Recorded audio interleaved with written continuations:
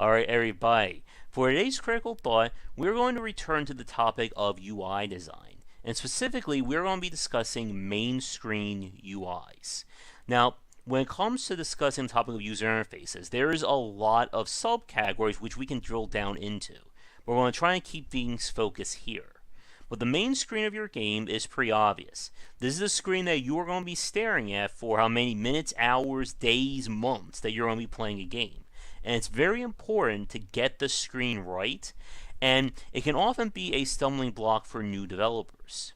But the main screen of your game definitely depends on the genre that we're talking about, and different genres have different rules and complexities to deal with. So platformers and action games don't typically need a lot of information on screen. A strategy game, 4X, stuff like that, however, is a different story. And even though they are different, there are certain philosophies you can use to make it a little bit easier when you're trying to design your main screen. So the first point is the main screen needs to provide the player with all the information they need at a moment's glance in order to play the game, and more importantly to make decisions as to what's going on. So if I'm playing an action game like Dark Souls, I obviously need to know what my health is, what my stamina is, weapon durabilities, and of course, where the enemies are and what their health bars are. If I am playing a strategy game like Civilization, I need to know how much money I'm bringing in, how much research I'm doing, what's the happiness of my civ, and so on and so forth.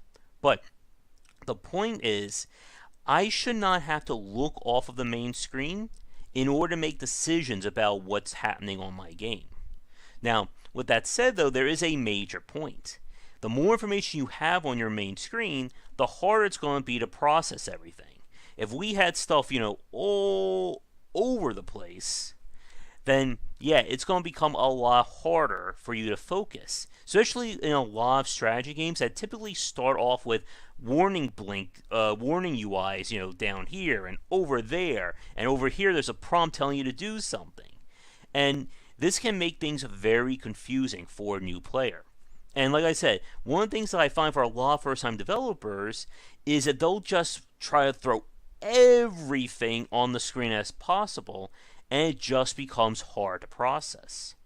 Now, one of the more important aspects, and again, there's a lot we can go into, is trying to set up almost like zones in terms of framing your UI. And the real-time strategy genre picked a pretty standardized one from the 90s onward.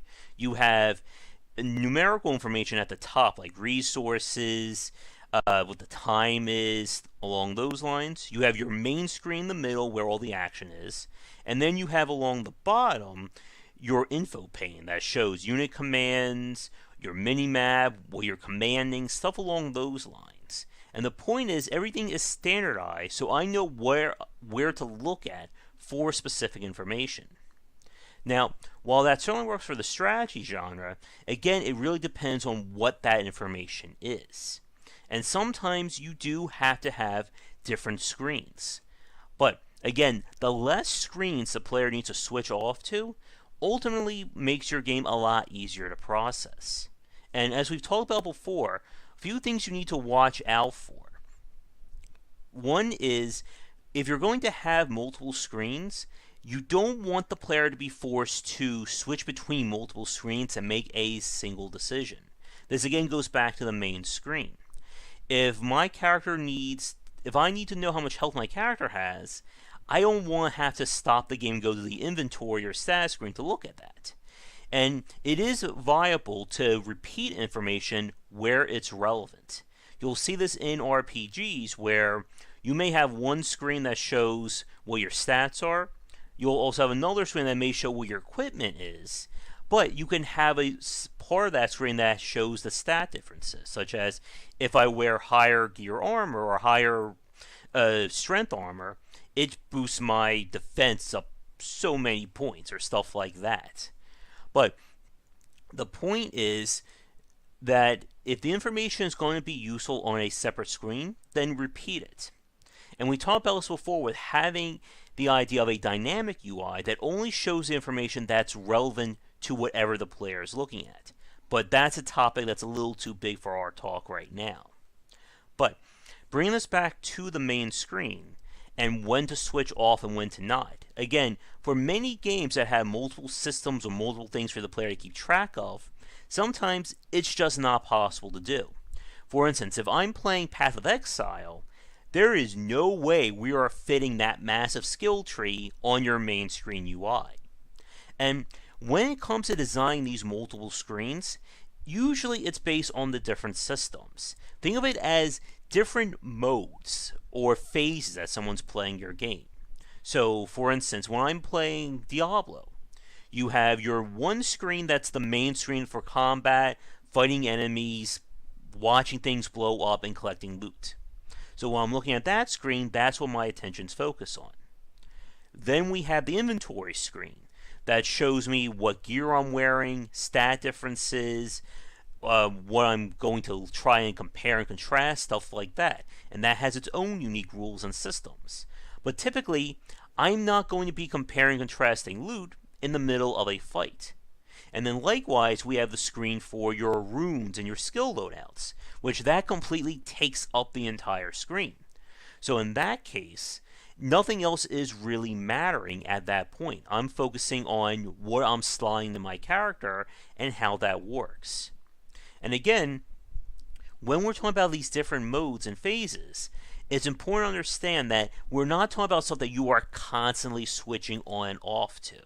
And this is where we can see a lot of games tend to mess up, where I'm constantly being given enough stuff where there's so much information that I have to go back and forth to try and make a simple decision. But again, you can even look at something like Dark Souls. When I'm looking at my gear, I'm obviously not fighting. When I'm fighting, I'm not worrying about my gear at that moment or what my character is wearing. And if you start to pay attention like that, it makes it a lot easier to compartmentalize where information is going and what needs to be where. Now, as I said a few minutes ago, one of the things you want to avoid is having the player kind of have to go back and forth to look at information. For instance, a game that I'm playing right now that's still under embargo, unfortunately, is that you have a quest log that shows you what you need to complete that quest.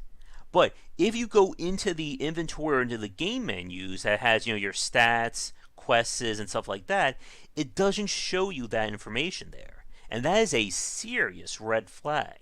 Because again, if the information is relevant to the screen you're looking at, then you have to repeat it.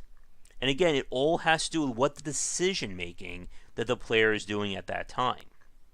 Now, another point, if your game has unique subsystems, such as a crafting system or like an idle game within your main game, then yes, those systems deserve their own screen dedicated to them. But again, if we're talking about subsystems along those lines, those games or those modes aren't going to be interacted with while you're playing the main gameplay. So that information, you may have like a little pop-up or little affordances on the screen to help, but at the end of the day, you still want the player to be focusing on what's happening in the here and now. Now, with that said, I think we'll wrap things up because when it comes to this kind of main screen or UI discussions, again, there's so many different topics we can segue into. And if you guys want me to focus on something, please let me know in the comments below. But just to reiterate, the main screen of your game is, again, the finished product that someone's going to see. And as we've talked about before, this is not something that just falls into place. It takes constant polish, refinement, and iteration to get it right. And this is why we keep saying that the earlier you can get your game into playtesters' hands, the better. Because they are going to be the ones who are going to tell you if there's any problems or information they need while they're trying to play your game. Another thing you can do during the playtesting session, if the player is constantly looking at another screen for some kind of information, maybe put that on the main screen to help them. For instance, if I have a weapon that uses ammunition, let me see how much ammunition I have on screen instead of having to flip-flop between screens like that. And another point, as I said before, with having that relevant information, I've played games that allow you to craft or equip gear, but it doesn't show you what the stat differences are. In order to look at your stats, you have to go to a separate stat screen. Again, if the information is relevant to what's happening at hand, repeat it. And there is no shame or anything like that in terms of having to show health in 2 or 3 different spots. Again, if it matters to what the player is looking at, then it needs to be shown. Now, that said, for those of you watching this, especially any developers, how did you settle on what your main screen is going to be? And more importantly, what genre were you working on? Because again, the action genre is different from platforming, which is different from puzzle, which is different to strategy, and so on.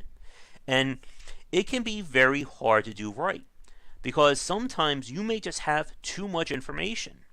How do you show the player 20 different pieces of information when you only have one main screen?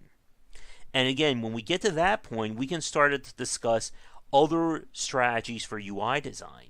Again, tooltips, affordances, dynamic UIs, and so on. And it's kind of the great mystery and the horror of UI design, that there is always more we can discuss. But one last point. For those of you watching, can you think of games that did a really good job of conveying all the information the player needs on a single screen?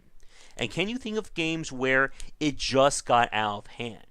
Either the main screen was too cluttered, or you had everything too drilled down, as in I have to go 6, 7, 8, 9 screens deep in order to find out information about how to play my game. But with that said, we'll wrap things up here. So thank you so much for watching today's Critical Thought. Be sure to check back for daily discussions on game design here and on Game Wisdom, where we examine the art and science of games. Until next time, have a great night. Before we get to the credits, just wanted to give a quick thank you and shout out to the supporters over on patreon.com/GWBycer. Thank you so much for watching this video. If you enjoyed it, be sure to like and subscribe to the channel.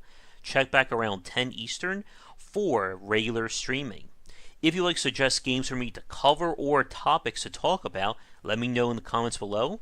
For a collection of my writings as well as weekly podcasts on design, check out game-wisdom.com. To support the Game Wisdom Patreon, you can find us on there on patreon.com/GWBycer. $1 will get you into our private Discord channel where we talk game topics and more. $5 will get you voting privileges for any major event, including the Saturday Night Grab Bag, Patreon-funded goals, and more. Thanks again for watching, and I hope you enjoy more videos here on the Game Wisdom YouTube channel.